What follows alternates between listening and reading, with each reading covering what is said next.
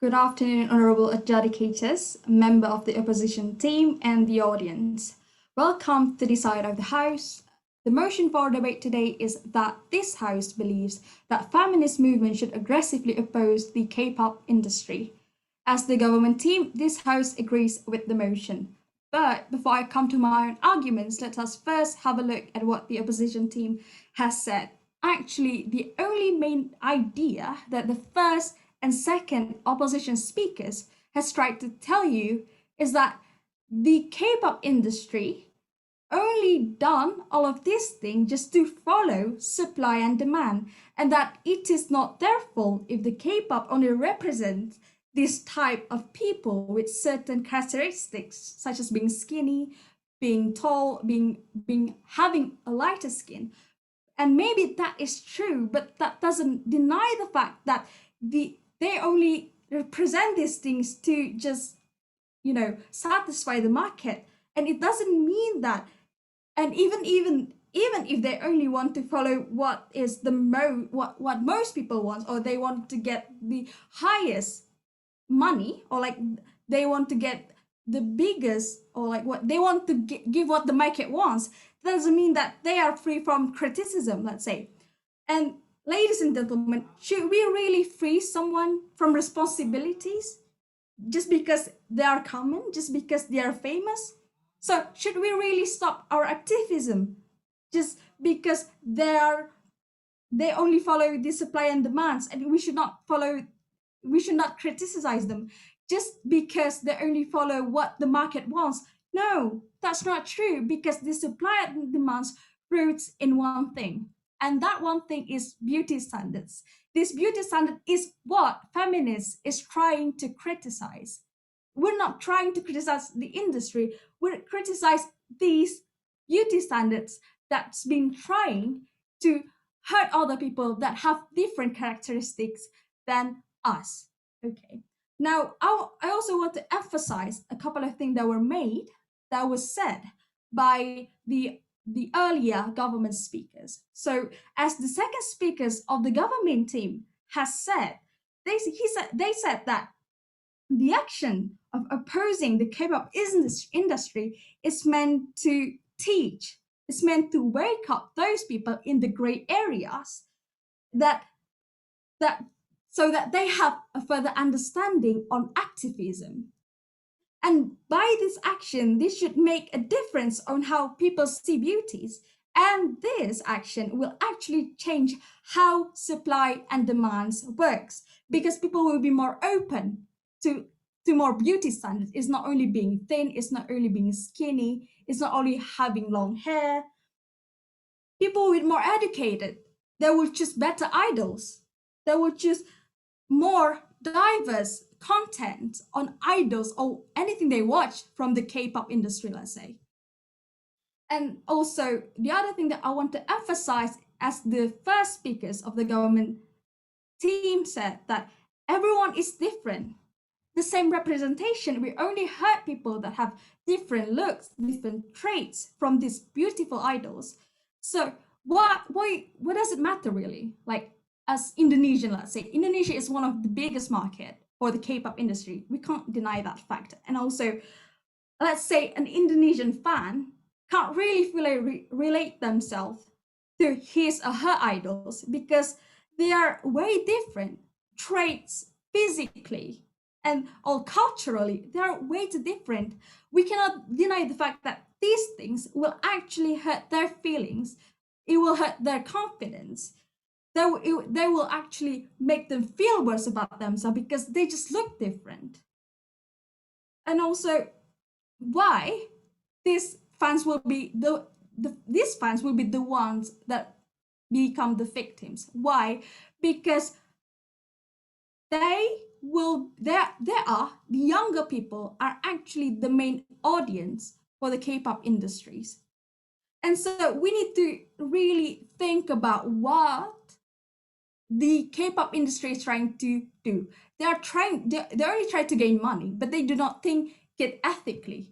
As we all know, the main market for the K-pop industry is younger people. Younger people is often easy to be influenced by things. And so let's say an Indonesian fans that looks very different, that are culturally very different than these people, they will hurt physically and psychologically. That, and the fact that they cannot compare themselves to their idols. This is what feminists is trying to teach people. We're not trying to criticize the we're trying to criticize the ethics of what the K-pop industry is. If they're trying to make money, let's say, because they kept the only arguments they kept defending is only supply and demand, supply and demands. But then if you're more open about having diverse media, diverse idol, that doesn't mean they cannot make money from it. Okay, so ladies and gentlemen, what have I told you today? Yes, it is true that the K-pop industry is only doing or representing the same people over and over again just because of the market. But that doesn't mean that they are freed from criticism. That doesn't mean that feminist movement should be stopped or should not be done for them. Why? Because we all know that these standards or the process of like what they're doing is based on the beauty standard that is rooted in what is happening around us. They're only going to make this cycle over and over and over. We will never see diversity ever in our world if we keep them from doing the same representation. And so, and also we have to also see that we have to be more open to diversity, and we also have to be how to realize that people are different, people are diverse. And so we also need to know that the market, that the K-pop industry is the biggest market for them is the younger people, and we have to know that they are the biggest the biggest market for them is younger people that are prone to being influenced. And so for all these reasons, I have uttered the motion must stand. Thank you.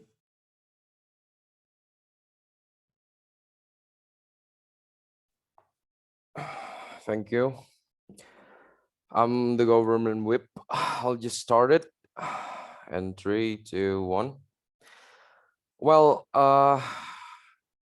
the government say that K-pop great innovate various beauty standard.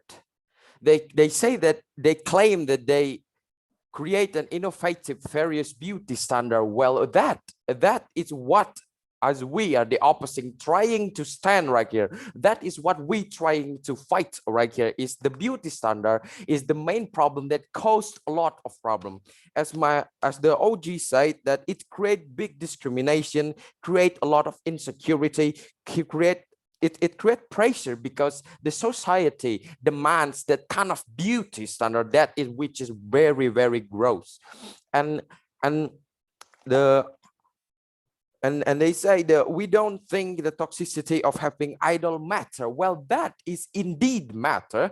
Why that matter? Because we see that even the fan of the K-pop idol fighting each other for what? For their beauty idol. Why? Because the first, as they say, that they claim create, innovate beauty, various beauty standard. Well, that is the main problem. And one of the opposing say that don't believe in OG. Well, we could say that don't believe on the opposing. Why? Because they say that we are as the government inconsistent. We right here trying to fight with the feminists to fight this kind of ridiculous beauty standard that has been spread out like a plague all around the world, which is our country, Indonesia, is as the biggest market for those K-pop industry. How can you say that we are inconsistent? Perhaps because you think we are inconsistent because we talk about several problems, because that is why a lot of problem causes by the beauty standard, such as the discrimination, insecurity, and even fans and other fans is fighting each other just because of their delusional idol that they try to claim as their boyfriend. Why is that all? Because the beauty standard. And they say that now Eastern are beautiful, not just the Western. Well, as you say, now the Eastern is beautiful. You think that we all should thank to K-pop industry? We don't.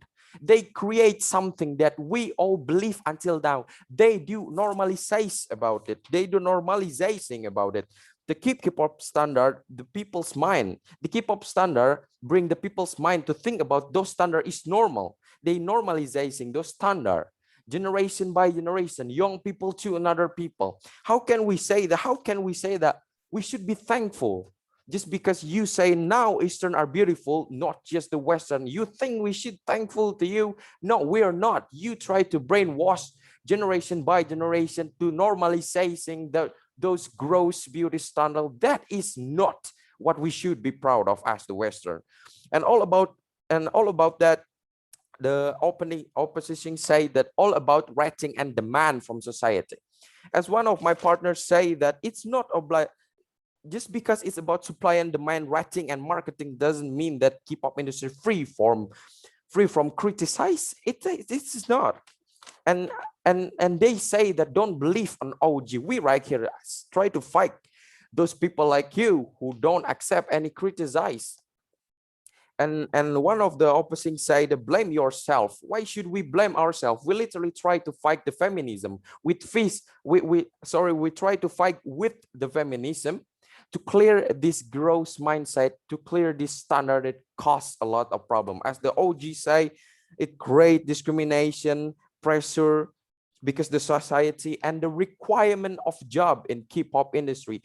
You know, the K-pop don't care with what you have. They don't care with what your talent. They don't care what is your skill. They look at the cover first and they see what is the book inside. If you are not good looking, if you are not past their standard, you will not into their industry. If you are not good looking, if you are not past their standard, they will not care about what you have behind your face. After they see you're looking, after they think that you are in their standard, and then they will train you. But first, the main problem I say that the beauty gross standard. So I say right here, as our friend said, that BTS may achieve an Emmy award, achieve many awards, but that doesn't mean that is the way to win the market. BTS is not up there claiming their awards and be proud of, not because they have talent in the first place. It's because they are good looking. That's why the K-pop industry let them pass their standard, because they are good looking. Then they train them for their talent. It's not they look at their talent first and they look at their face. That is not work that way. And I know that Rap Monster, one of BTS, he's the leader of BTS. He cannot dance. He cannot dance. And why a guy that cannot dance can achieve award? Because he is good looking at the first time. It's because he passed the standard, not because he could do such things. A lot of people could dance out there better than Rap Monster, the leader of BTS. But why he's the one who passing? Because he is good looking. That kind of gross beauty standard that we try to fight right here. And the summarize that I'm trying to say from all of the government words are the K-pop industry won't care about your skill and talent. They see the cover first, and then they see the inside. And something that we should underline right here, that the K-pop industry is trying to brainwash. They normalizing from generation to generation their own country and our culture. They try to normalizing it, that their beauty standard is something normal, which is that is not. If the opposite say that we should be thankful to them, we should be thankful because now Eastern is better than Western. Now Eastern could be more beauty. They could compete. It's not something to be proud of, ladies and gentlemen. It's something that we should change.